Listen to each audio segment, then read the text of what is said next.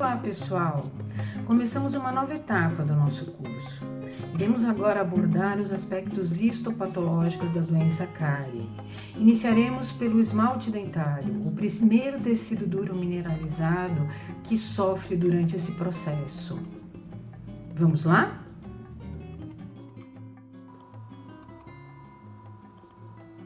Na luta contra o coronavírus, fique em casa e assista a sua videoaula.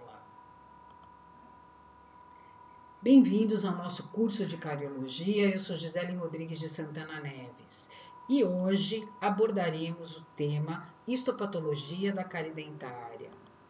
Qual o nosso objetivo com este curso? É desenvolver o conhecimento teórico e prático que possibilite o domínio científico suficiente para reconhecer e atuar na etiopatogênese, isto é, na prevenção primária e no diagnóstico e tratamento de pacientes afetados pela cárie dentária. Vimos na aula passada risco à cárie dentária. Falamos sobre os fatores de risco e os preditores de risco em relação à doença cárie. Hoje passaremos a abordar a histopatologia da cárie dentária. Como acontece a progressão das lesões de esmalte em dentina e as reações pulpares. Uma palavrinha única, não é, pessoal? Cárie e uma definição muito difícil de se executar. Por quê? Porque em função da perspectiva de enfoque, você tem diversas vertentes de definição. Então, eu posso fazer uma definição baseada nos aspectos histopatológicos das lesões quando observadas microscopicamente. Eu posso fazer uma definição baseada nas alterações bioquímicas que são subjacentes e dependentes da inter-relação entre o pH, o fluxo de mineral e solubilidade na interface dente-saliva. Eu posso fazer uma definição da cárie baseada nas interações que envolvem as bactérias do meio oral e os tecidos dentários. E eu também posso fazer uma definição de cárie baseada na aparência e evolução macroscópica das lesões em termos clínicos. Mas mais importante do que eu definir de forma fragmentada a doença cárie é eu ter um entendimento globalizado sob a ótica de todos esses enfoques, porque é isso que vai subsidiar vocês, profissionais da odontologia, na abordagem terapêutica dessa doença. Então, nós podemos dizer que a doença cárie é uma doença resultante de um desequilíbrio. Eu tenho fatores de risco que expõem o indivíduo a uma vulnerabilidade. Dentro desses fatores de risco, eu tenho bactérias cariogênicas, ausência de saliva e alguns hábitos alimentares considerados, entre aspas, pobres, pautados na ingesta excessiva de carboidratos, mas eu também tenho fatores de proteção, a saliva, os fatores antibacterianos vinculados à saliva, o flúor e uma dieta eficaz. Quando eu tenho um desequilíbrio entre esses dois fatores, os fatores de risco e os fatores de proteção, é que eu começo a ter indicadores da doença presente. E dentre esses indicadores, eu tenho as manchas brancas, restaurações que foram feitas há menos de 3 anos, lesões em esmalte e cavidades em dentina. Então, obviamente, nessa balança, se eu tenho muitos fatores de proteção presentes e com menor quantidade de fatores de risco, eu vou ser um indivíduo sem cárie. Entretanto, se eu tenho uma alta quantidade de fatores de risco, uma baixa quantidade de fatores de proteção, provavelmente eu vou ser portador de indicadores da doença que vão denotar um processo de cárie em progressão. O que sabemos é que, do ponto de vista bioquímico, as lesões de cárie, elas ocorrem quando os minerais eles são perdidos. A isso a gente dá o nome de desmineralização do esmalte. Mas também há possibilidade de uma redeposição desses minerais. E a isso damos o nome de remineralização.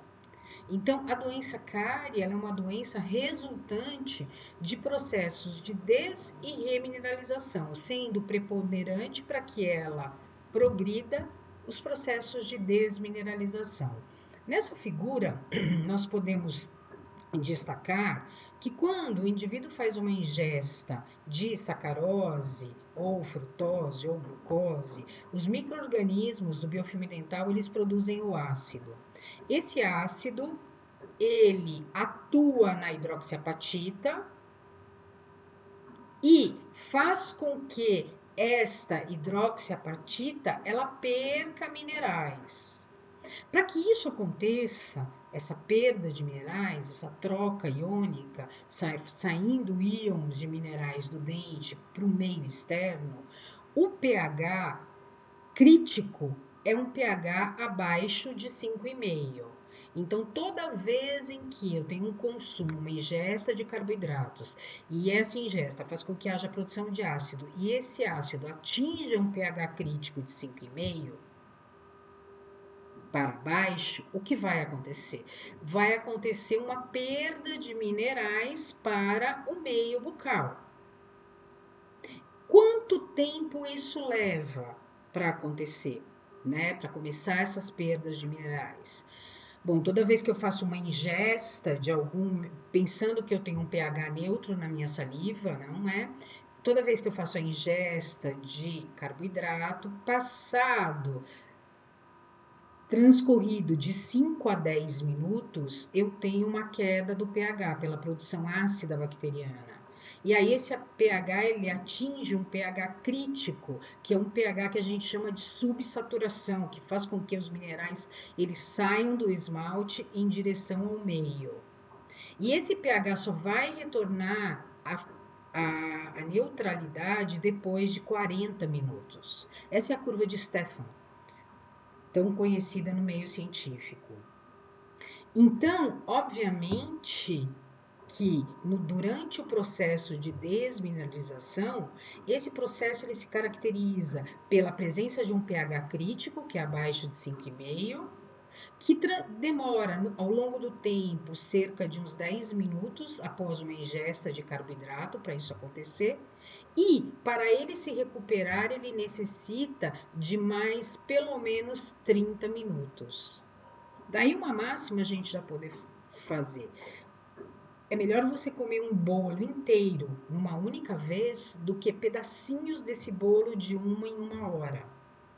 Porque você vai ter vários desafios cariogênicos. Isso significa que durante vários momentos o seu pH vai atingir o pH crítico de subsaturação e você vai estar perdendo os íons cálcio e fosfato para o meio.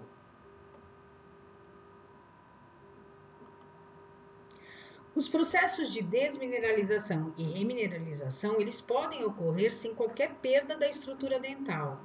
Como, professor, eles podem ocorrer sem perda da estrutura dental? Desde que eles sejam equilibrados. Então, toda vez que você faz uma ingesta de um carboidrato, você sabe que você vai ter uma queda naquele pH em nível de pH crítico e que seu dente vai começar a perder mineral. Entretanto, se você é um usuário de água fluoretada, creme dental fluoretado, você vai ter flúor à disposição na saliva e esse flúor ele pode fazer um carreamento muito mais rápido desses íons que estão no meio para o interior do tecido duro mineralizado e causar uma supersaturação. Isso acontece, o flúor dele carrear os íons para o interior do tecido dentário, quando o nosso pH ele está em valores acima de 5,5, acima do pH crítico. Uma outra questão que pode acontecer também, em que eu tenho uma remineralização intensificada, é o espaçamento das ingestas de alimentos. Porque nesse espaçamento maior eu vou ter mais tempo de condições de pH acima do ponto crítico e condições de supersaturação em maior parte do tempo. E é com isso que eu garanto a não perda de estrutura dental. Então, sob a perspectiva do tecido, Como a gente pode ver, a gente pode ter cárie em esmalte, em dentina e em cemento. A cárie em cemento é conhecida como cárie radicular. Então agora, a partir de agora, a gente vai falar sobre a perspectiva do tecido, como esse tecido se comporta frente a esses desafios cariogênicos quando a nossa balança ela tendencia mais à desmineralização. Também eu posso classificar a cárie baseada na perspectiva do local. Então, eu posso falar em cárie de superfície lisa e cárie de sulcos e fissuras, certo? Também eu... Então, pessoal, essa figura, ela representa como se dá a progressão da lesão de cárie no esmalte dentário, onde em cárie de sulco, fóssulas ou fissuras, você tem um padrão de um triângulo cujo ápice está voltada para a superfície externa e a base voltada para a junção amelo-dentinária, onde a superfície externa é uma superfície normal, né? Ela é intacta, ela tem só uma leve desmineralização e a camada subsuperficial é que é uma camada onde você tem o corpo da lesão com muita desmineralização. Já em a cárie de superfície lisa, a progressão da doença é também de um triângulo cuja base está voltada para a superfície externa e o ápice voltado para a junção amelo-dentinária, onde também a camada mais superficial está intacta, com leve desmineralização, e o corpo da lesão ele tem um aumento da desmineralização. Então, nessa imagem desse dente, a gente vê aqui uma mancha branca, né? Numa região de sulco e fissura, e aqui numa microscopia de luz polarizada, a gente vê bem o desenvolvimento dessa lesão cariosa com o nosso triângulo com ápice voltado para a superfície externa e a nossa base voltada para a junção amelo-dentinária, com esse corpo de lesão com bastante desmineralização e essa parte superficial mais intacta com reduzida desmineralização. Enquanto que numa superfície lisa, também diante de uma mancha branca, nós observamos uma camada externa intacta, né? A camada externa é a que está à base do nosso triângulo, com ápice voltado para a junção amelo-dentinária. E o corpo da lesão, uma zona mais desmineralizada. Aqui, olhando essa mancha, né, esse manchamento puro-oclusal, nos leva a suspeitar de uma lesão de cárie em superfície lisa, muito bem demonstrada nessa microscopia, onde a gente vê no esmalte, né, em superfície lisa, uma lesão na forma triangular, com ápice voltado para a junção amelo-dentinária e base voltada para a superfície interna, e já com repercussão em dentina, né?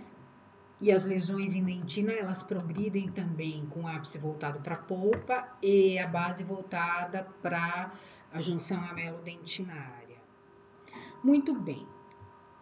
Depois que nós classificamos a doença sob a ótica do tecido, sob a ótica do local e falamos algumas características, agora o nosso enfoque ele vai ser mais em termos de tecidos. E a gente começa com o primeiro tecido duro mineralizado, que é acometido pelo processo carioso, que é o esmalte dentário. Antes de eu entrar no processo de cárie propriamente dita, no esmalte dentário, é importante a gente falar um pouco sobre essa estrutura.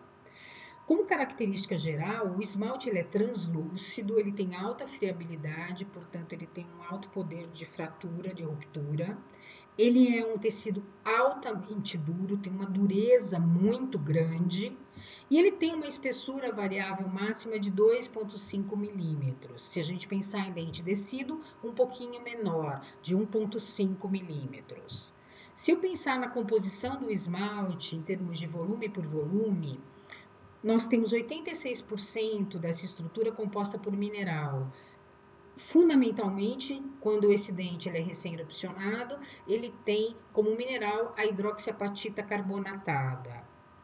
Com o tempo, essa hidroxiapatita carbonatada, ela vai sendo substituída por outros íons, que não carbonato, e ela vai se alterando, essa quantidade do mineral. 2% do nosso esmalte ele é composto de matéria orgânica, isto é, proteínas e lipídios, e 12% de água. Então, essa é a nossa composição deste tecido duro mineralizado. Eu digo que o esmalte está muito esquecido em termos de ciência, né? As pessoas estão focando muito na dentina e consideram, por vezes, erroneamente, o esmalte como um tecido morto. O esmalte, na verdade, é um tecido altamente vivo e reativo, onde a cárie se inicializa e que você poderia usar diversas manobras terapêuticas para fazer o controle dessa doença, até porque ele é um tecido vivo e muito reativo. Então, como a gente pode ver, o maior componente do esmalte dentário é o conteúdo mineral, e esse conteúdo mineral formado por hidroxiapatita. A nossa hidroxiapatita, ela tem a sua fórmula, na sua fórmula estequiométrica, na sua forma pura química, nós temos 10 íons cálcio, 6 íons fósforos, 24 íons oxigênio, mais 2 oxigênios e 2 hidrogênios. Isso é a fórmula da nossa hidroxiapatita. Estes íons, eles estão dispostos de uma determinada forma geométrica. Então, como a gente pode ver aqui, nessa imagem, o que a gente vê em vermelho são os íons cálcio. O que a gente vê em amarelo são os íons fósforo. O que a gente vê em cinza é o oxigênio e o que a gente vê em cinza mais escuro é o hidrogênio. Como a gente pode perceber, dentro do nosso cristal do esmalte, eu tenho muito mais cálcio, muito mais oxigênio, comparativamente ao fósforo e ao hidrogênio. Também é importante a gente destacar em que dentro de um cristal, a hidroxiapatita, ela se comporta como se fossem prateleiras. Existem prateleiras de hidroxiapatita. Além do conteúdo mineral, a gente tem água e algumas proteínas. Dentre elas, a gente destaca as amelogeninas e as enamelinas. A estrutura dentária, se a gente for levar em consideração a cárie do esmalte, ela está intimamente relacionada com a estabilidade desse mineral que a gente falou, dessa hidroxiapatita. Isso é, ela se relaciona com o que faz os cristais se dissolverem, precipitarem ou crescerem em soluções aquosas. Então, a gente pode dizer que a cárie dentária, ela acontece na intimidade do mineral. E como esse mineral ele se encontra em termos de estabilidade. Porque é isso que vai determinar se ele se dissolve, se ele se precipita ou mesmo se ele cresce em solução aquosa. Então, eu também posso dizer que a cárie dentária, ela é uma doença bioquímica. Então, de novo, é importante a gente destacar, esse é o nossa hidroxiapatita. Nossa hidroxiapatita, sua fórmula estequiométrica é 10 cálcio, 6 fósforos, 24 oxigênios, mais 2 oxigênios e mais 2 hidrogênios. Essa é a hidroxiapatita pura, só que a hidroxiapatita, ela vem banhada em soluções aquosas. E essas soluções aquosas, elas podem ter diversos íons, né? Diversos íons presentes. A gente pode ter o íon carbonato, a gente pode ter o flúor, a gente pode ter fosfato, a gente pode ter magnésio. E o que acontece? O nosso cristal do esmalte, que é formado pela hidroxiapatita, nessa interface entre ele e o meio em que ele está, a gente diz que existe essa camada hidratada do esmalte. É essa camada onde eu tenho íons, formas iônicas disponíveis para que haja troca com o mineral. Então, é por isso que a gente fala que quando um dente erupciona, ele erupciona em sua maior quantidade com uma hidroxiapatita carbonatada.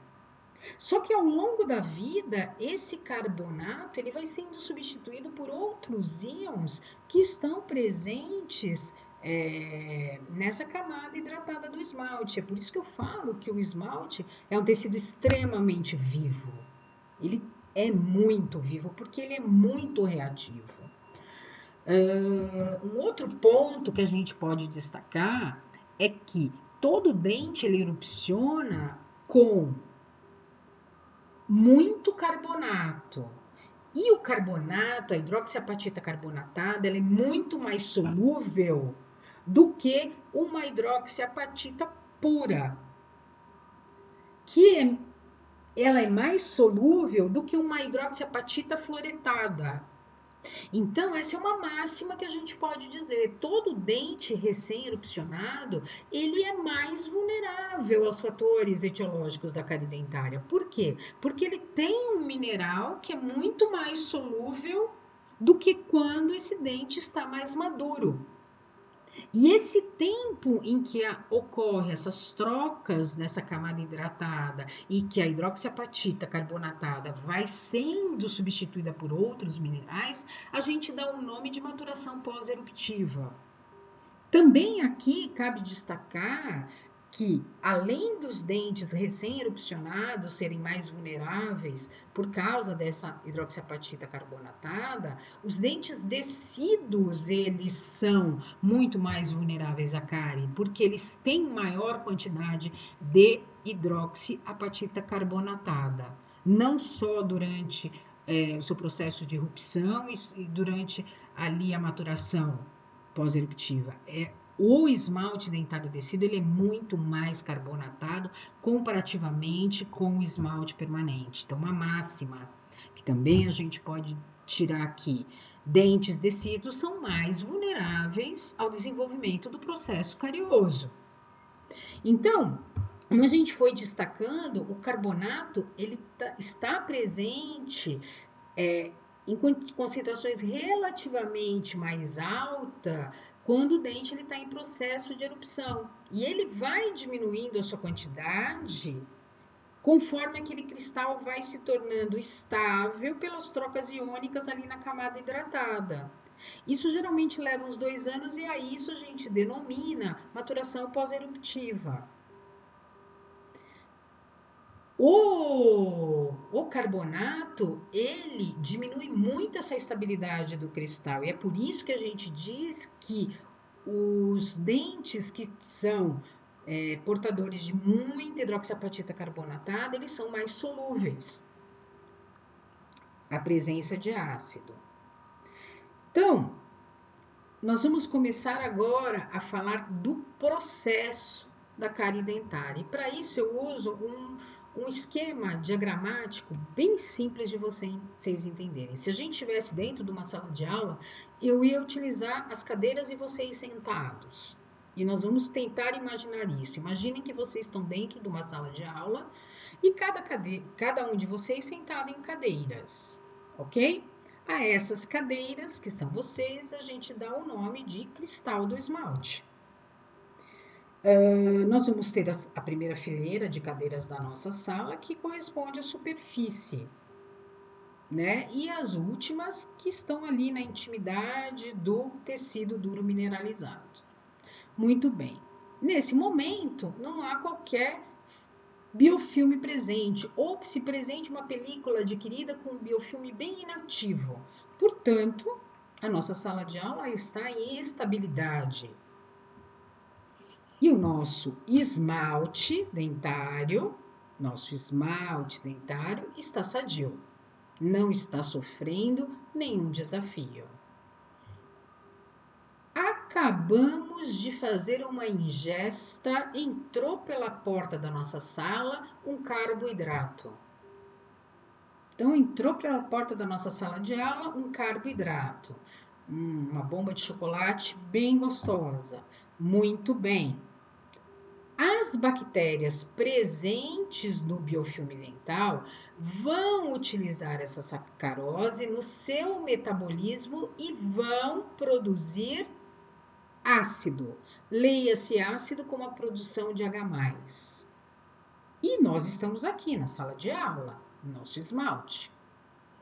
Só que na nossa superfície está acontecendo uma verdadeira revolução.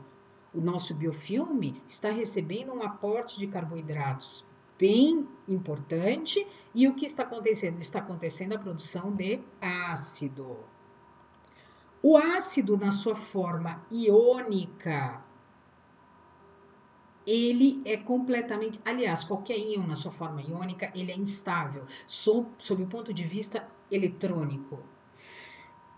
E o ácido, ele é composto por moléculas muito pequenas. E essas moléculas, elas começam a adentrar na intimidade do tecido dentário, ou seja, da nossa sala de aula, esse espacinho entre uma cadeira e outra que vocês estão, ele começa a penetrar. A esse espacinho, no mineral, nós chamamos de periquimáceas. Então, o nosso ácido produzido aqui pelas bactérias, ele está adentrando na intimidade do mineral, na intimidade da sala de aula e entrando em contato com vocês nas suas cadeiras. Ao entrar em contato com vocês, pelo fato dele ser muito instável do ponto de vista iônico, a tendência dele é tentar se agrupar a íons presentes na estrutura desse mineral, na composição desse mineral. E o que acontece? Este ácido, ele começa a sinalizar que ele precisa se unir a cálcio, a fosfato. E com isso, ele passa a desestabilizar o cristal, fazendo com que esse cristal se dissolva, se torne mais hipomineralizado. Então, voltando, nós aqui na nossa sala de aula, todos formando o nosso esmalte, e cada um de vocês é um cristal. E sobre nós existe lá o nosso biofilme, com bactérias cariogênicas presentes ali. Abriu-se a porta da sala de aula e entraram os carboidratos. O que vai acontecer com as bactérias do biofilme dental? Elas vão utilizar os carboidratos no seu metabolismo e vão produzir ácido. O ácido, ele penetra pelo caminho entre as carteiras, pelas periquimáceas ali do esmalte dentário, entra em contato com as carteiras, ou seja, entra em contato com os cristais e comete pela instabilidade eletrônica dele, ele começa a solicitar que este mineral doe minerais para ele, para que ele se agrupe. E com isso ele faz com que o cristal se dissolva, se tornando hipomineralizado. Muito bem. Professora, mas eu também estou vendo aqui uma das nossas carteiras hipermineralizadas. O que acontece? Acontece que quando você começa a dissolver um dos cristais, esses íons que estão saindo, tanto cálcio quanto fosfato, eles podem ficar solúveis ali junto com o ácido e continuar o trajeto com o ácido, mas eles também podem ficar disponíveis para que outros cristais os recebam. E aí a gente tem uma hipermineralização de cristais que estão ao lado daquele que está sendo hipomineralizado. Ficou claro isso? Muito bem. Então, o que acontece é exatamente isso que vocês estão vendo nessa animação, né? Aqui está o nosso cristal. Este nosso cristal ele é formado por prateleiras. Cada prateleira ela é composta de cálcio, de fosfato, de oxigênio e de hidrogênio, certo? Muito bem. Quando você tem a presença do ácido, íons cálcio e fosfato saem desse cristal e esse cristal ele se dissolve diminuindo de tamanho. Agora, os cristais ao lado, eles podem também incorporar esse cálcio, esse fosfato que está naquela camada hidratada e ele se hipermineralizar. Vocês conseguem perceber nessa animação que o nosso cristal, ele tem 3 eixos, certo? 3 eixos geométricos. E que quando você tem a desmineralização, quando sai um íon, por exemplo, cálcio daqui, alguns eixos diminuem de tamanho. Por quê? Porque o raio atômico do cálcio, ele é muito grande. Então, quando você perde um cálcio, é como se aquela edificação, ela diminuísse. E ela diminuísse muito, porque aquele cálcio era um componente muito grande. Diferente, por exemplo, de uma hidroxila, que é um componente menor. Então, também isso, quando você tem a perda do mineral, você tem um desarranjo na estrutura geométrica do cristal, porque ele está se dissolvendo.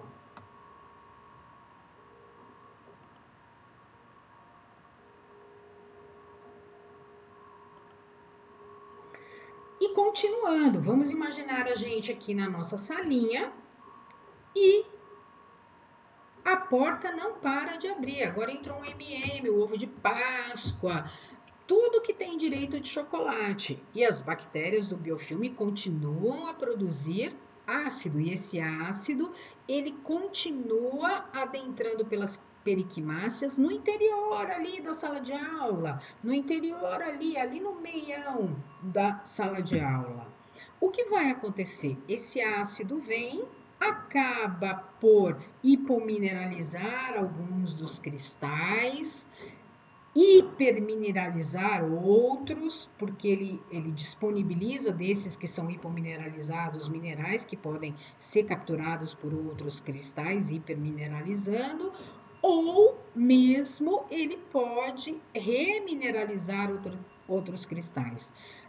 Qual a diferença de hipermineralizar e de remineralizar? Remineralizar é repor exatamente a quantidade de cristal, de mineral que foi perdido pelo cristal. Isso é muito difícil. Agora, hipermineralizar é você repor minerais perdidos pelo cristal, mas não exatamente aquilo que foi perdido em termos de quantidade. Então, a gente vai ter muito mais cristais que são hipermineralizados do que remineralizados. Mas vocês percebam, né, que há uma tendência na camada superficial da nossa estrutura dentária, do esmalte, em você ter cristais que são ou hipermineralizados ou que são remineralizados. Eles são os primeiros a serem atingidos pelo processo carioso. No entanto, com a evolução do processo carioso, você vai tendo muito mais cristais hipomineralizados na intimidade do tecido e, consequentemente, você tem à disposição mais íons aqui na camada hidratada do esmalte, que vai favorecer que os cristais mais superficiais, eles fiquem mais hipermineralizados e remineralizados. E se isso continuar de forma ad eternum, o que nós vamos ter? Nós vamos ter uma camada superficial bem hipermineralizada ou remineralizada, entretanto, o corpo do meu tecido, um corpo mais desarranjado, com cristais hipomineralizados e, portanto, com uma redução geométrica desses cristais, ou até alguns remineralizados ou hipermineralizados, mas não numa quantidade excessiva. E é por isso que eu posso dizer que, do ponto de vista microscópico, eu tenho zonas do desenvolvimento da cárie. A partir desse modelo que a gente usou diagramático, de explicar como acontece o processo bioquímico, do ponto de vista microscópico, eu tenho 4 zonas do desenvolvimento de cárie no esmalte dentário antes da sua desintegração. Eu tenho uma zona translúcida, nessa zona translúcida, que é aqui a número 1, eu tenho pouquíssima porosidade, eu tenho perda de mineral bem diminuta. A seguir vem uma zona escura. Sempre a gente deflagra esse olhar microscópico da polpa em direção à superfície, ok, pessoal? Então, eu tenho aqui na zona translúcida uma zona de esmalte com pouquíssima porosidade, portanto, pouquíssimo desmineralização. A seguir vem a zona escura. Na zona escura, eu tenho um pouco mais de porosidade, um pouquinho mais de desmineralização. A seguir, a zona 3 é o nosso corpo da lesão, é onde você tem uma máxima porosidade, onde as alterações bioquímicas do cristal elas estão acontecendo de forma muito reativa, e nós temos também a zona superficial, que é a zona onde a gente encontra cristais hipermineralizados e remineralizados. Então, do ponto de vista microscópico, nós teremos 4 zonas, da polpa para a superfície, começando com a zona translúcida, a seguir a zona escura, depois o corpo da lesão e depois a zona superficial. Vamos falar a respeito de cada uma delas. A zona translúcida, ela é o primeiro sinal visível de cárie do ponto de vista microscópico, e ela coincide com uma perda de 1 a 2% de mineral. Ela encontra-se na frente de avanço da lesão, ou seja, esta lesão ela está avançando em direção à polpa. Então, esta é a zona que está de frente para a polpa dentária. É um pouco mais porosa do que o esmalte sadio, mas pouca coisa mais porosa. E a zona translúcida, nem sempre do ponto de vista microscópico, ela está presente quando a gente faz um corte histológico. E o que a gente está querendo nessa aula com vocês é que vocês tenham, toda vez que vocês olharem o processo carioso, um olhar microscópico, um olhar que está entendendo o que vocês estão vendo, de fato. A zona escura geralmente ela está presente, certo? Essa é a zona escura. Ela é referida como positiva do ponto de vista microscópico. Ela é formada em consequência da desmineralização. E nessa zona escura, observa-se remineralização devido à redeposição de minerais perdidos na zona translúcida.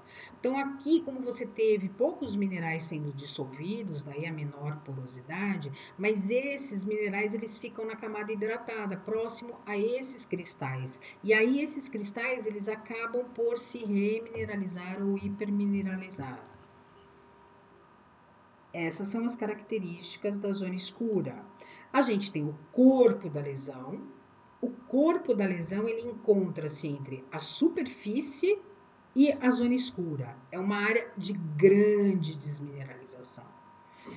Ela é a área que contém maior área de destruição do tecido. E é uma área onde você tem maior nível de flúor e menor nível de magnésio. O que isso significa dizer? É que o mineral ele está sendo tão destruído, tão dissolvido, que você tem muito flúor ali presente, se esse é um mineral que vive tendo trocas iônicas a partir do uso tópico e constante do flúor. E a zona superficial ela é uma área relativamente não afetada, até que ela seja destruída, resultando na cavitação. Então, ela é uma zona que apresenta vários graus de desmineralização e remineralização, em consequência de todos esses íons que ficam aqui perdidos, né, no corpo da lesão. Ela é uma área de maior resistência, provavelmente devido ao seu maior grau de mineralização, por conta desses íons que ficam aqui em contato com a camada hidratada desses cristais. E também por esses íons estarem constantemente banhados por flúor, quando da presença de uso do flúor tópico constante. Então, essa é uma zona que relativamente ela não está afetada até um determinado ponto, até um determinado limiar.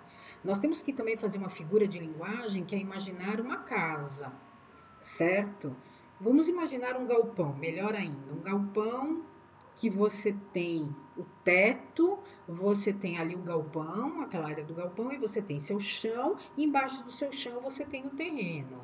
O teto seria a nossa zona superficial, o galpão, o espaço vazio seria o corpo da lesão, o nosso chão que a gente pisa, a zona escura, e o terreno, a zona translúcida. Essa figura de linguagem vai ser importante para vocês entenderem depois como que esse teto ele rui e forma a cavidade de cárie. Então, se a gente for pensar, por exemplo, aqui numa superfície lisa, né, o desenvolvimento da cárie, que ela é de grande extensão, maior do que em profundidade, a gente vai ter a zona superficial, o corpo, a zona escura e a zona translúcida, isso pensando em esmalte. Agora, em dentina, a gente vai falar numa próxima aula. Muito bem. Nessa figura esquemática do professor Consolaro, nós podemos verificar o tamanho dos cristais e o tamanho dos poros que a gente tem. Então, na camada superficial, eu tenho cristais com 40 a 80 nanômetros, né, o seu tamanho, e poucos poros e poros bem pequenos. No corpo da lesão, o meu cristal ele já diminuiu de tamanho, como lembra daquela nossa animação, ele diminuiu de tamanho chegando a 10 a 30 nanômetros.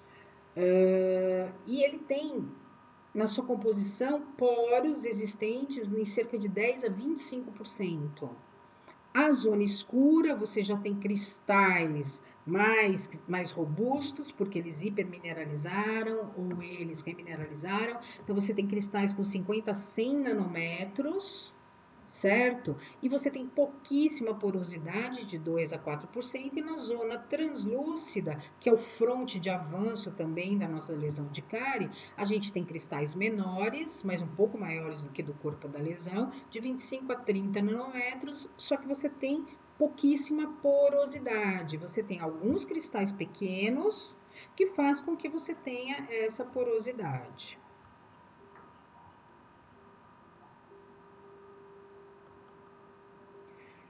Então, como a gente pôde ver, o corpo da lesão é o lugar mais crítico de desenvolvimento da nossa cárie dentária, porque é lá no corpo da lesão que as alterações químicas da cárie em esmalte estão acontecendo, com uma perda muito grande dos minerais cálcio e fosfato. É no corpo da lesão em que começa a se ter a cinética de dissolução dos cristais de apatita do esmalte, pela presença do ácido. E com isso você tem a liberação, a dissolução daquele cristal e liberação de íons carregados eletricamente. E é nesse corpo da lesão que também, apesar de acontecer desgraças, coisas ruins, como a dissolução do cristal, mas você tem a oportunidade de ter o fenômeno de remineralização. E esse fenômeno de remineralização, ele é decorrente desses íons que são perdidos nos cristais que estão sendo dissolvidos, mas também pela presença do flúor de uso constante, porque esse flúor presente ali na camada hidratada do esmalte, ele vai ser responsável pela remineralização e por uma velocidade de remineralização maior. Então, pegando um pouquinho também aquele desenho esquemático do professor Consolaro e fazendo alguns ajustes, né? A gente foi pegando cada uma dessas zonas histológicas da lesão da cárie do esmalte e a gente foi agregando valor a ela, colocando características. Então, por exemplo, a camada superficial ela é permeável aos produtos bacterianos ácidos, ela é mais resistente, né? Porque ela está na superfície do esmalte, ela resiste à formação da cavidade e ela resiste à ação dos ácidos. Ela tem um alto grau de mineralização, um alto conteúdo de flúor e um maior teor de proteínas insolúveis. O corpo da lesão é o local de desmineralização mais rápida, onde os cristais estão se solubilizando, onde há um aumento da porosidade constante e onde você tem um aumento do volume dos espaços intercristalinos com a formação de microporos e fazendo com que aquele ácido adentre ainda mais na intimidade do tecido. A zona escura é uma zona de baixa quantidade de microporos, de muito mais remineralização e hipermineralização do que de desmineralização, e a translúcida, o que se tem? Se tem uma desmineralização em menor quantidade, por isso que você tem cristais menores, mas você tem vários íons ali naquela camada hidratada do esmalte, que vão ocupando, né, os microporos, é por isso que não é tão porosa, porque a velocidade de desmineralização na zona translúcida é bem lenta. E aí, a gente vai conseguir entender algumas coisas, né, que acontecem do ponto de vista clínico, se a gente passa a ter esse olhar microscópico em relação ao nosso processo de doença. Então, a gente sabe que os cristais, naquelas formas geométricas, eles têm uma disposição muito uniforme e muito firme. Isso faz com que, quando incida uma luz sobre o tecido, essa luz, ela, em sua maior parte, ela é refletida. Você tem um impedimento da difusão da luz. Então, é a disposição dos cristais de esmalte sadio e o quão firme esses cristais eles estão atrelados um ao outro, que faz com que, quando uma luz incida sobre esmalte, você tenha mais quantidade do fenômeno de reflexão do ponto de vista óptico. E você tem uma difusão completamente limitada. Entretanto, quando esse esmalte ele sofre o processo cariose, você tem um aumento da porosidade daquele tecido, você vai tendo um aumento dos espaços intercristalinos, porque tanto o número quanto o tamanho dos cristais vai sendo alterado para menos devido à dissolução. E é esse aumento da porosidade, essa diminuição do cristal e esse aumento dos espaços intercristalinos que faz com que haja uma mudança nas propriedades ópticas do esmalte. Aquela luz que só refletia num esmalte sadio, quando esse esmalte ele fica adoentado e ele passa a ter mais poros, ela começa a se difundir dentro do tecido. E essa difusão faz com que o esmalte ele perca a translucidez.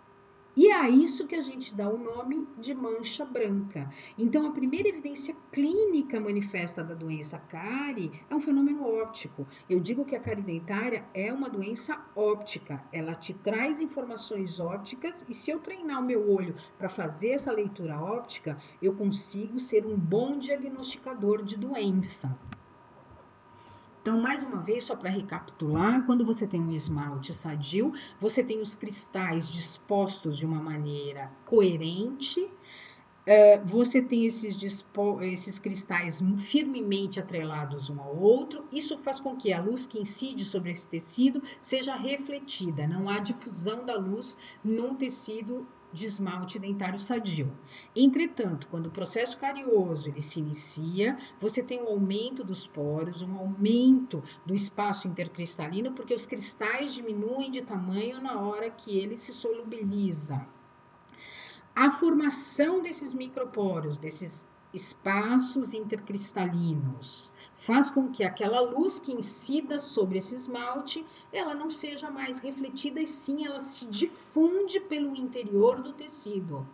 E essa difusão faz com que a translucidez dele diminua. E é por isso que a gente enxerga esse tecido doente de uma forma fosca, de uma forma branca. E por isso que a lesão de mancha branca, que é um fenômeno óptico, é o primeiro sinal evidente da cárie dentária. Então, só para vocês também entenderem como é que esse fenômeno óptico ele acontece,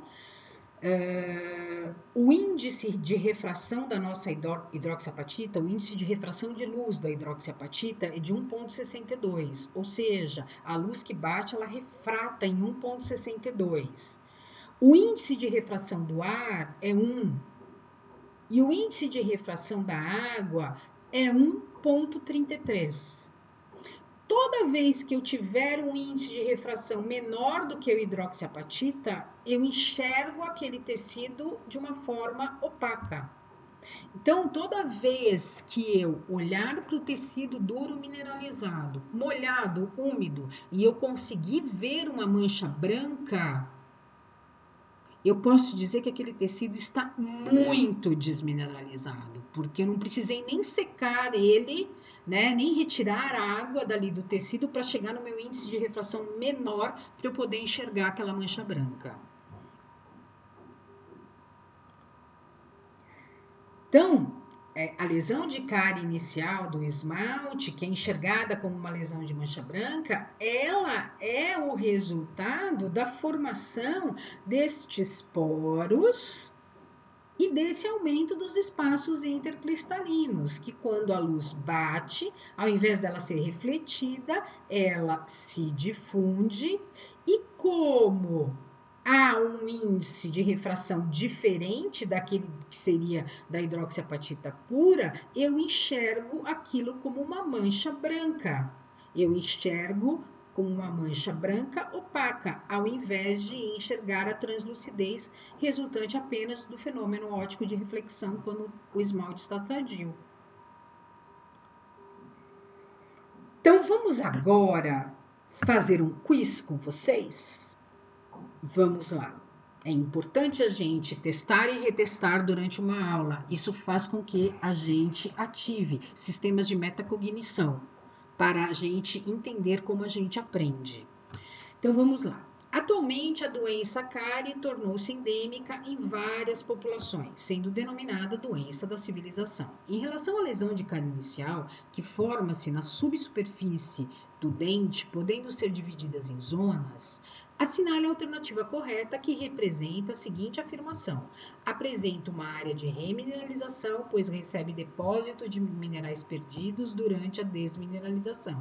É uma área mais extensa, em lesões de progressão lenta ou inativa. Parem o vídeo, escolham sua resposta e a gente volta já já.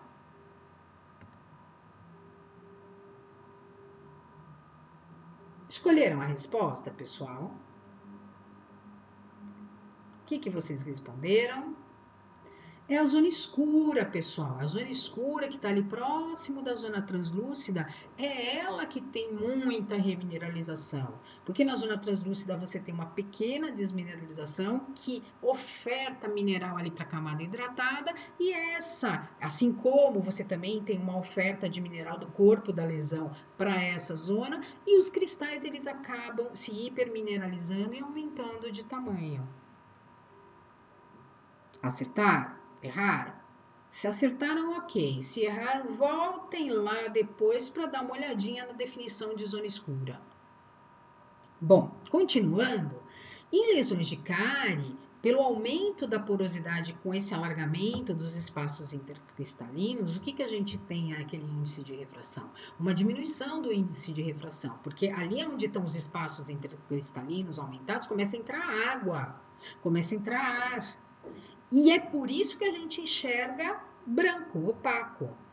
E o que acontece? Se eu estou ali no meu esmalte dentário e eu seco com a minha seringa tríplice, o que eu estou fazendo? Eu estou deslocando a água e fazendo o ar entrar. E eu também vou enxergar o branco em consequência desse ar entrando ali nas microporosidades. E é por isso, é esse ar entrando com essa diminuição do índice de refração que eu tenho a perda de translucidez.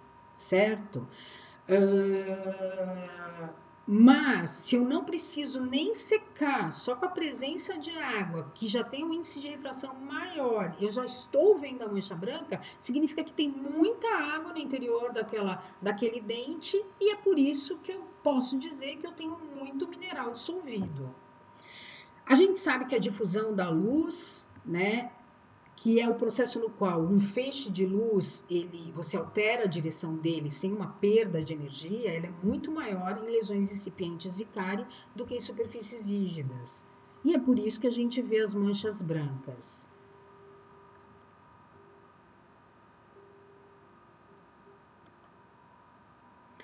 Vamos tentar testar esse nosso conhecimento? Vocês vão parar o vídeo agora, mas vocês vão pegar alguém da sua casa e vão tentar explicar como e por que o primeiro sinal de cárie é uma mancha branca. Se a gente estivesse na sala de aula, a gente ia parar e eu ia fazer cada um olhar para o seu colega da direita e explicar como é que se forma uma mancha branca. A gente sabe que a gente aprende mais quando a gente explica para o outro. Então vamos parar esse vídeo, procure alguém da sua casa e vá lá e explique como é que se forma uma mancha branca. O que acontece? Peguem o exemplo da sala de aula. Mostrem ali o ácido entrando, falem sobre o corpo da lesão, falem sobre a mudança do índice de refração decorrente da porosidade. Vamos lá, pessoal. Pegue alguém da sua casa e explique aí por que a primeira manifestação clínica da doença cárie é uma mancha branca. E aí, pessoal? Explicaram? Tenta explicar. Toda vez que a gente explicar algo, a gente assimila melhor o conhecimento. Continuando, uma outra pergunta que vocês poderiam se fazer é por quê? Professora Gisele, por que a camada superficial ela permanece intacta? Lembra daquela analogia que a gente fez da casinha, do galpão? Então, eu tenho o galpão, o telhado está lá cobrindo o galpão, é a camada superficial. Depois eu tenho o galpão propriamente dito, que é o corpo da lesão, o nosso piso, que é a nossa zona escura, e a terra onde foi erguido o galpão, que é a nossa zona translúcida. Muito bem. O que acontece? Segurando aquele telhado, eu tenho vigas, né? Eu tenho vigas e colunas. Para montar aquele telhado, eu tive que fazer colunas e vigas e montei aquele telhado. E ali, naquele meio das vigas e colunas, é que eu tenho o corpo da lesão. O que acontece? Essa superfície, quando você tem a desmineralização ali no corpo da lesão, você tem a oferta dos minerais que ficam livres na camada hidratada e que os outros cristais que estão na sua proximidade incorporam esses minerais e podem sofrer um processo de hipermineralização. E o que a gente sabe é que quando o ácido ele é produzido, a gente tem o tráfego desse ácido pelos espaços intercristais que são as estrias de Retsus, as periquimáceas, as lamelas, os fusos de esmalte. É por essa área que o ácido se difunde. Ele não vai primeiro interagir ali na superfície do cristal externo. Ele entra e interage nos cristais internos. E isso é que propicia uma hipermineralização. É como se eu fizesse um telhado sobre telhado, certo? E é por isso que essa camada superficial, ela fica intacta, mas ela fica intacta até um determinado limiar. Porque chega um momento em que a dissolução ela é tão grande ali no corpo da lesão, imaginem o nosso galpão, a dissolução é tão grande que começa a fazer a dissolução das nossas colunas, que estão sustentando o telhado. E aí o que acontece? Aí é a hora que o telhado vai à ruína. E é a hora que eu tenho a formação da nossa cavidade. Então, só para vocês relembrarem, o que vocês já viram em histologia, são os fusos de esmalte, as estrias de Retsus, as periquimáceas, que são as zonas de difusão do ácido. E é por isso que o ácido ele começa a fazer o seu processo de desmineralização aqui no interior do tecido e não na superfície.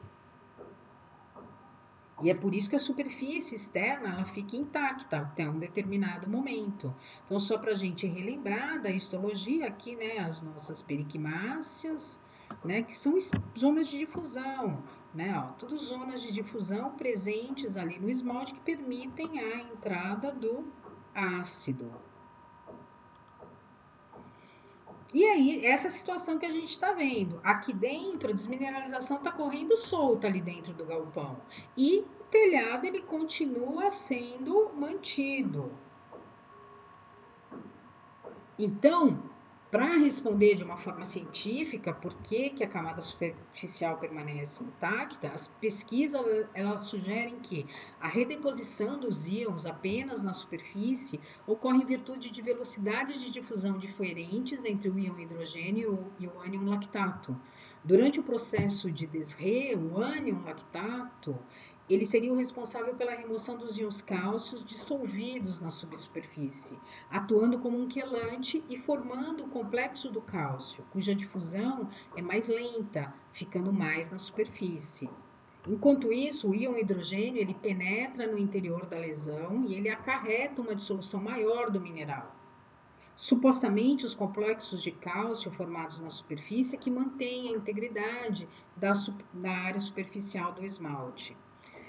Também as pesquisas sugerem que a superfície mais externa do esmalte ela não possui um padrão típico de cristais interpostos, né? A geometria da área um pouco diferente. Parece que existe uma camada desorganizada de cristalitos em diversas direções, o que diminui as vias de difusão. As bordas das periquimáceas das estrias de Redson seriam então as fontes de difusão. Dessa forma, os ácidos bacterianos eles percorreriam por toda a extensão da estria, indo agir internamente nos prismas, o que por sua vez mantém a superfície menos afetada. E outras pesquisas sugerem que proteínas ricas em prolina e inibidores salivares, como a gente viu na aula de risco, previnem a precipitação espontânea e seletiva de fosfato de cálcio ou o crescimento de cristais desses sais diretamente sobre a superfície do esmalte, inibindo o quê? A desmineralização. Então, essas são as 3 correntes de pesquisa que explicam do ponto de vista científico por que a camada superficial ela se mantém intacta. A porosidade, com suas alterações ópticas consequentes, portanto, constitui-se uma forma de avaliação clínica da perda do mineral do esmalte. Então, uma máxima que a gente pode dizer é o seguinte: do ponto de vista clínico, o que essas modificações elas podem nos trazer de informação? Se eu tiver um esmalte umedecido, em que eu não precise nem colocar ar, né? Eu nem coloco ar, eu tenho um esmalte umedecido e eu nem preciso colocar ar, eu já vejo a mancha branca, significa que eu tenho uma maior perda de mineral. Agora, se eu tiver um esmalte umedecido em que eu não veja nenhuma mancha, significa que eu não tenho perda de mineral. Agora, por que a gente pede para a gente secar bem a área? Porque na hora que eu seco, eu faço com que o ar entre ali na intimidade dos cristais, naqueles poros, e diminui o índice de refração, e aí eu enxergo a mancha branca. Então, se eu secar por um período curto e eu já observar uma mancha branca, um período curto e eu observar uma mancha branca, eu tenho maior perda de mineral. Agora, se eu tiver que secar por muito tempo para enxergar uma mancha branca, eu tenho uma menor perda de mineral. Então, o que a gente já pode fechar enquanto clínica? Se eu vejo úmido, uma mancha branca opaca, significa que a minha perda de mineral está astronômica. Aquele dente está num processo muito ativo de cárie. Agora, se eu preciso secar pouquinho, significa que eu tenho uma perda de mineral grande, certo? Mas menos do que naquele que é totalmente úmido. E se eu preciso secar muito, significa que eu tenho uma perda mineral, mas é uma perda mineral pequena. A minha atividade está um pouco mais lenta da lesão. Então, como a gente pôde ver, né, a nossa cárie dentária, ela é consequente de fenômenos ópticos, né? Então, se eu tenho uma luz incidindo e ela é totalmente refletida, eu não tenho, eu vejo uma imagem translúcida, eu não tenho doença. Agora, se essa luz, ela é difundida, né? Dependendo do grau da difusão, se ela é totalmente difundida, eu vou ver marrom. Agora, se parte dela é difundida e parte é refletida, é que eu vejo o branco.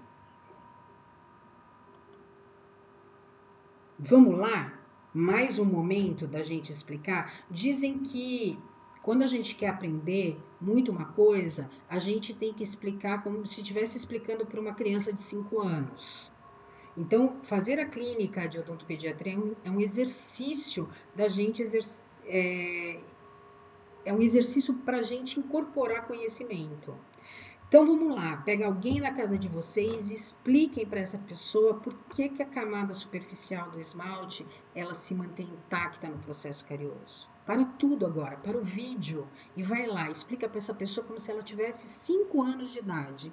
Por que a camada superficial do esmalte ela fica intacta durante o início do processo carioso? E aí, pessoal? Explicaram? Como se estivessem explicando para uma criança de 5 anos? Pensem assim sempre que vocês forem estudar, porque vocês vão assimilar mais o conhecimento. Bom, continuando aqui na nossa histopatologia, A cárie dentária, ela também, além desses aspectos microscópicos, a cárie dentária no esmalte, a gente tem os aspectos macroscópicos que a gente pode falar sobre esse processo da doença nesse determinado tecido. As lesões nas superfícies lisas, elas encontram-se na forma de um cone com ápice direcionado para a junção amelo dentinária e a base voltada para a superfície, porque elas vão seguindo, né, é um cone, e elas vão seguindo a orientação dos prismas e das estrias de Hertz, mas é um cone, ressalto, como eu já tinha falado no começo da aula, com uma maior extensão em termos de largura do que em profundidade.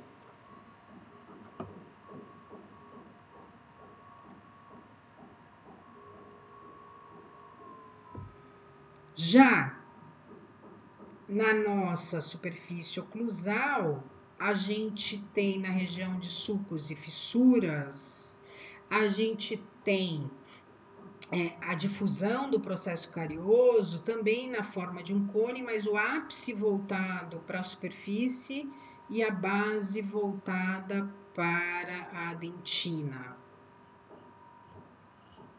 E essa forma, né, cônica aberta da cárie é que faz com que o primeiro sinal evidente em fóssulas e cicatrículas da doença cárie, que é a mancha branca, aconteça nas paredes laterais do sulco ou da fóssula e da fissura, e não no fundo de sulco. Então, quando eu estiver fazendo um exame clínico em oclusal, eu devo olhar as paredes laterais dos fundos e não dos sulcos e fissuras, e não o fundo dos sulcos e fissuras.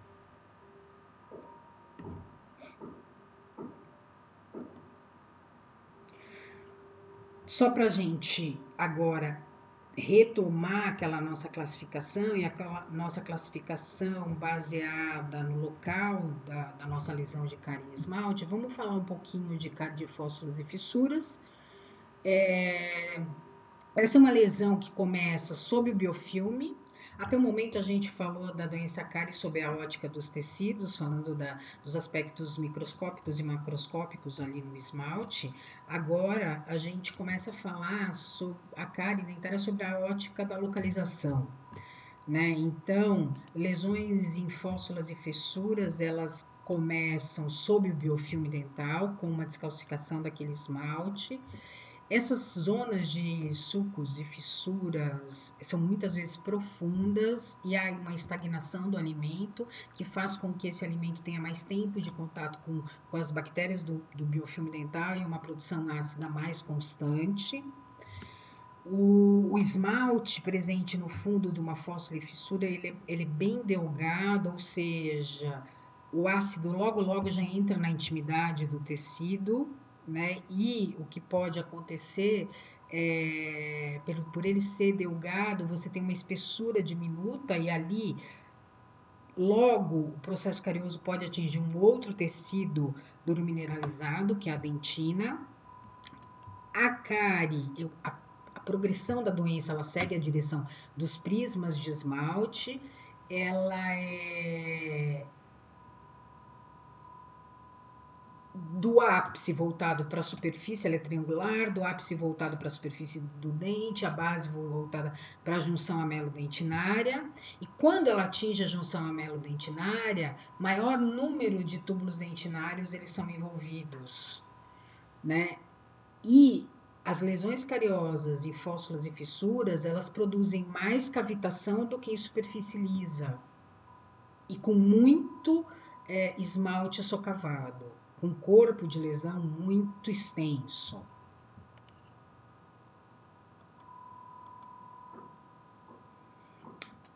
É nesse momento em que, por exemplo, nas lesões de fóssulas e fissuras, em que a dentina ela começa já a apresentar reações, né? Então, por exemplo, o que a gente pode dizer? As alterações dentinárias, elas elas representam uma continuidade das reações dentino-pulpares às variações do ataque ácido na superfície do esmalte, com a transmissão desse estímulo através do esmalte em direção aos prismas. Então, a gente pode dizer que repercussões na dentina a gente já vai ter desde que a cárie se inicializa ali no esmalte dentário.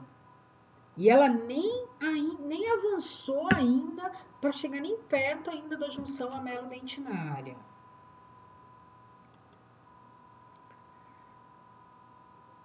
A redução da região odontoblástica na pré-dentina pode ser observada com umas primeiras mudanças celulares ativas subjacentes às lesões de esmalte em progressão. O que vai acontecer? O esmalte está havendo uma progressão da lesão de cárie no esmalte e a dentina ela já está diminuindo o tamanho dos odontoblastos ali na região da pré-dentina.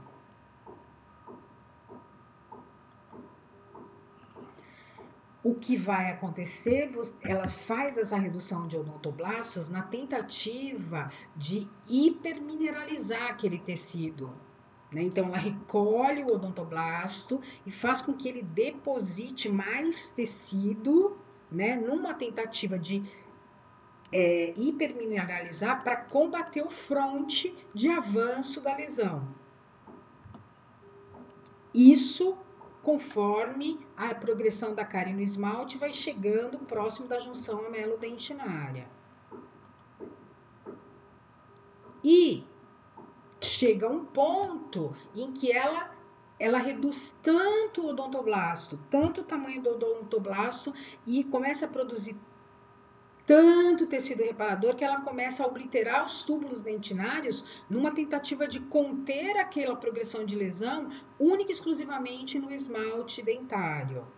Então, o que acontece é que começa a haver aqui, com o progresso dessa lesão aqui no esmalte, você começa a ter na dentina uma zona de esclerose dentinária para não permitir que o progresso da lesão atinja o tecido dentinário.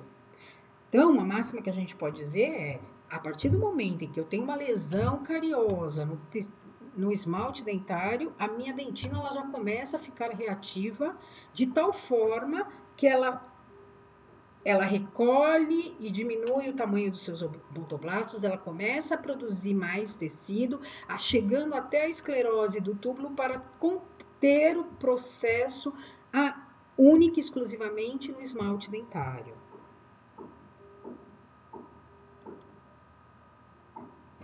Então, olhem, nessas imagens a gente pode ver, olha, você tem uma lesão de cárie aqui em sulcos e fissuras, atingiu a junção amelo-dentinária, mas você já vê aqui uma reação da dentina na tentativa de bloquear esse processo, para que ele não avance. E essa é a imagem clínica que a gente tem.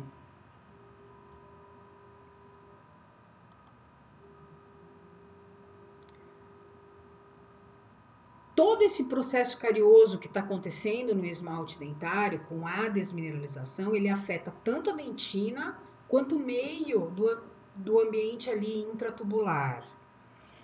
É frente a essa desmineralização que vai avançando e vai seguindo em direção aos túbulos dentinários, que a dentina ela tenta obliterá-los para impedir que esse avanço aconteça e aí o que você teria seria uma dissolução ali do tecido duro dentinário. Só para a gente ter uma noção, a dentina ela vai reagindo dessas formas até que o processo ele desmineralização se torna tão intenso em que a velocidade da desmineralização está maior do que a deposição ali nos túbulos dentinários. E por vezes a cárie em dentina ela começa sem presença de bactéria nenhuma, única e exclusivamente pela presença ali das dissoluções resultantes do ácido, produzidos lá em cima pelas bactérias. A resposta pulpar subjacente às lesões de esmalte, com diferentes graus de atividade de lesão, também revela diferentes padrões de reação celular na região subodontoblastica. A proliferação celular evidente, ela é observada dentro da zona livre de células sobre lesões ativamente em progressão com reações inflamatórias. Em lesões ativas, células odontoblásticas são significativamente menores do que em lesões inativas. E há presença de formação de dentina reacionária, definida como dentina terciária, depositada pelas células odontoblásticas principais, na tentativa de conter o processo ali, único e exclusivamente no esmalte dentário. Só que na hora que você tem a lesão de esmalte progredindo e que ela atinge a junção amelodentinária, aí sim o processo ele se espraia por toda a superfície dentária. Aí ele permite, né? É a hora que o telhado cai e aí ele permite uma disseminação das bactérias e produtos bacterianos pela dentina e por todo o tecido dentinário, solapando e minando de forma gradativa o esmalte subjacente. E é isso que acontece, né? Você tem ali tanta desmineralização acontecendo que o que vai acontecer? Chega um momento em que as colunas elas ruem e o telhado cai. É nessa hora que você tem uma invasão aqui do biofilme e você já está chegando na junção amelodentinária e que todo o processo carioso se espraia pelo tecido dentinário e solapa todo aquele esmalte, aumentando cada vez mais o tamanho da cavidade. Só que esse processo do início ali, com a formação da mancha branca, até solapar, né, e abrir a cavidade, isso acontece do dia para a noite? Não, isso transcorre ao longo do tempo. E isso varia entre 18 a 24 meses. E esse tempo, né, de evolução até chegar na junção amelodentinária depende de alguns fatores. Quais são esses fatores? O grau de mineralização dos tecidos dentários afetados, a capacidade cariogênica da flora, as características dos substratos fornecidos pela dieta e o potencial remineralizador dos fluidos bucais. Então, tem pessoas que esse processo vai evoluir em 18, 16 meses, porque eles têm todos esses fatores contra. Agora, tem pessoas que vai levar 24 meses. Então, se a gente for pensar, do momento em que a gente diagnosticou com uma mancha branca até evoluir para uma cavidade, você teria 2 anos. Então, você tem 2 anos para controlar essa doença de tal forma em que você não chegue na sequela da doença, que é a cavidade. Olha quanto trabalho a gente tem pela frente, né? Olha quanto que a gente pode fazer nesse ínterim para que a gente não tenha a doença na sua forma sequelar, que é a cavidade. Então, qualquer abordagem terapêutica visando o controle ou a interrupção do desenvolvimento da doença requer atuação nesses fatores. Eu vou melhorar a mineralização. Vou implementar o uso de flúor. Vou diminuir a capacidade cariogênica. Vamos reduzir a ingesta de carboidrato. Vou melhorar o potencial remineralizador. Vou usar flúor de todas as formas, né? Vou usar no creme dental, na água fluoretada, na comida feita com água fluoretada, né? Vou fazer aplicação profissional de flúor. Então, todas essas abordagens terapêuticas podem ser utilizadas para você não permitir que aquela progressão chegue na sua sequela, que é a cavidade de cárie.